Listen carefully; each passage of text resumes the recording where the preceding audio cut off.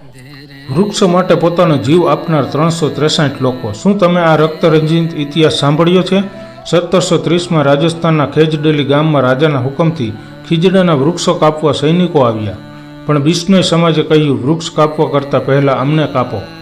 અમૃતા દેવી અને તેની 3 દીકરીઓએ સૌથી પહેલાં પોતાનું બલિદાન આપ્યું, અને પછી 363થી વધુ સ્ત્રી પુરુષોએ પોતાના પ્રાણ આહુતિમાં ચઢાવી દીધા.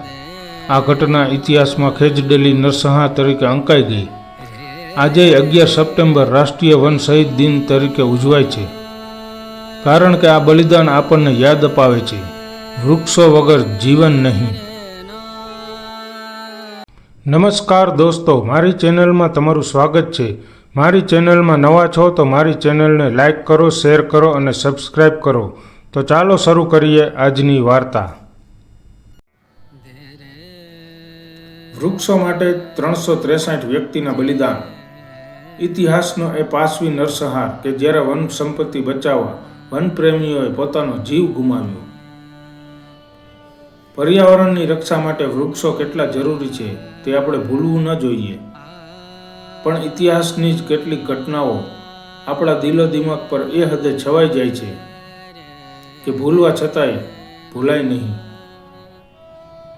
આવી જ એક ગોજારી ઘટના રાજસ્થાનના ખેજડેલી ગામમાં બની હતી, અને તે પછી તે ઇતિહાસમાં ખેજડેલી નરસંહારથી ઓળખાય. આપણા દેશની વન સંપત્તિ બચાવવા માટે અને વન્યજીવોનું રક્ષણ કરવા માટે કેટલાક વીરલાઓએ પોતાનો જીવ આપી દીધો. આ બહાદુરોનું બલિદાન એળે ન જાય એ માટે 2013માં પહેલીવાર પર્યાવરણ, વન અને આબોહવા પરિવર્તન મંત્રાલયે રાષ્ટ્રીય વન શહીદ દિન ઉજવવાની જાહેરાત કરી. ત્યારથી 11 સપ્ટેમ્બરનો દિવસ રાષ્ટ્રીય વન શહીદ દિન તરીકે ઉજવાય છે. ઇતિહાસ શું છે? 1730નું વર્ષ. રાજસ્થાનનું ખેજડેલી ગામ જોધપુરના રાજા અભયસિંહના નવા મહેલનું બાંધકામ કરાવી રહ્યા હતા.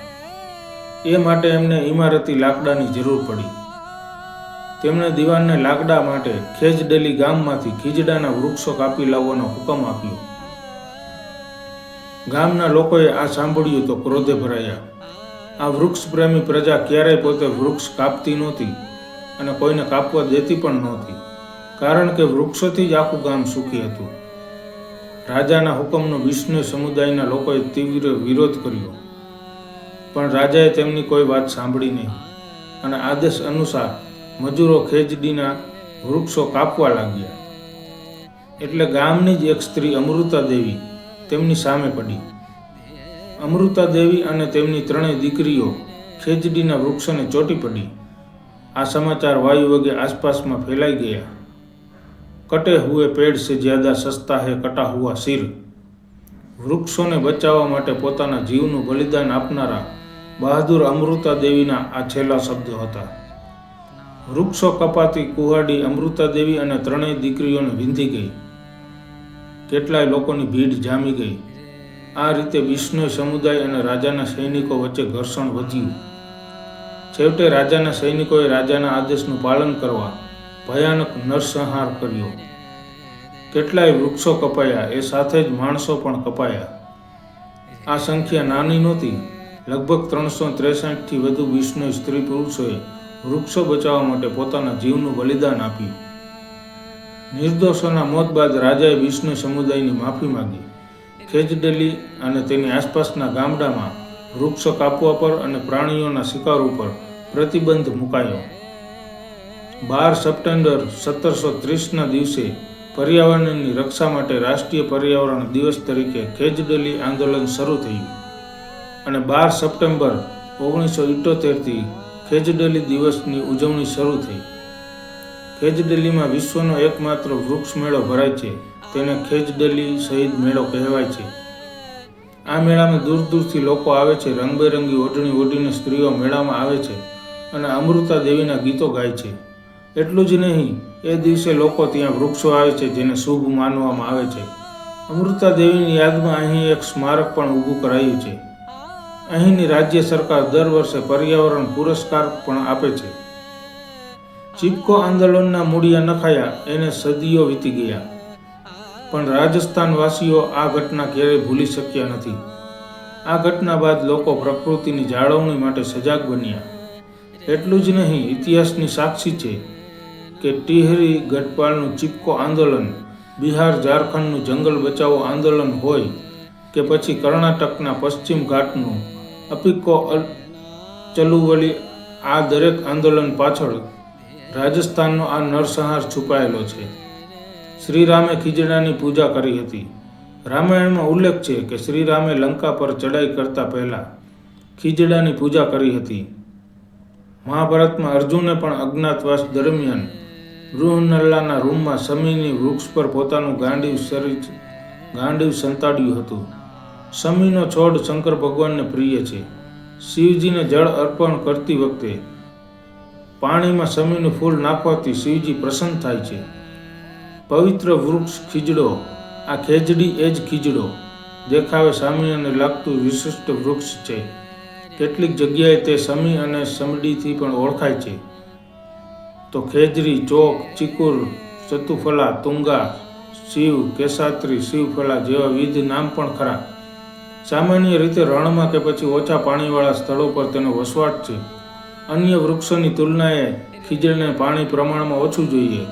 ગમે તેવી પુષ્કળ ગરમી હોય તોય ખીજડો લીલોછમ રહે છે. તેના ફળ સિંગ રૂપે જોવા મળે છે અને સૂકા મેવામાં તેનો ઉપયોગ થાય છે.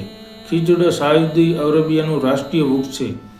અહીં ખીજડાના વૃક્ષ કાપવા ઉપર પ્રતિબંધ છે. તેના પાંદડાનો રસ સાપનું ઝેર ઉતારવાનો એક ચમત્કારિક રામબાણ ઇલાજ છે.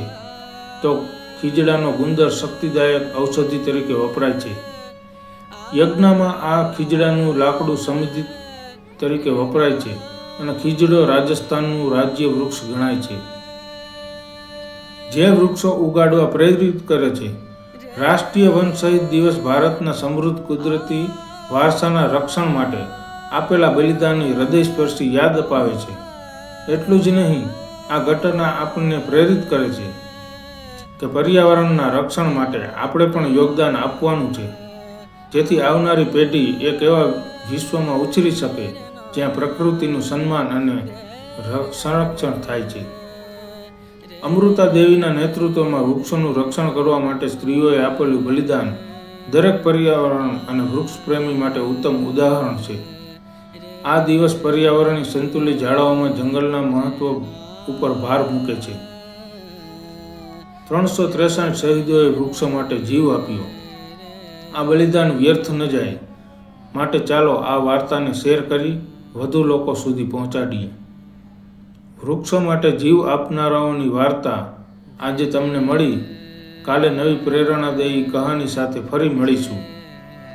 ત્યાં સુધી લાઈક કરો, સબસ્ક્રાઈબ કરો અને પ્રકૃતિનું સન્માન કરો.